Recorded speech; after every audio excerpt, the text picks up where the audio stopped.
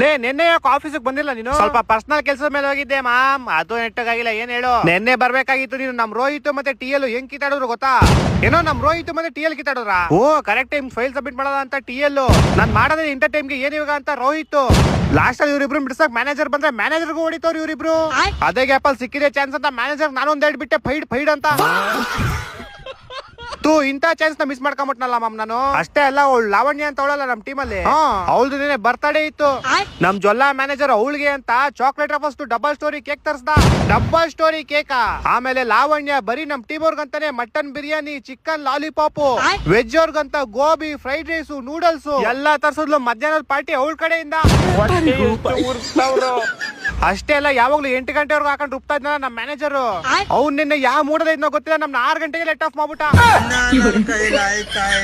ಅದ್ ಸರಿ, ನೀನ್ ಎಂತಕ್ ಬಂದಿರಲಿಲ್ಲ? ಹೌದು, ನಮ್ ಹುಡುಗಿ ಫೋನ್ ಹಾಕ್ಬಿಟ್ಟು ಮನೇಲಿ ಯಾರು ಇಲ್ಲ ಬಾ ಅಂದಿಲ್ಲಮ್ಮ, ಅದಕ್ಕೆ ಹೋಗಿದ್ದೆ. ಓ ನೋಡಪ್ಪ, ನಾವ್ ಇಲ್ಲಿ ಎಂಜಾಯ್ ಮಾಡ್ರಿ, ನೀನ್ ಅಲ್ಲಿ ಎಂಜಾಯ್ ಮಾಡಿದ್ಯಾ?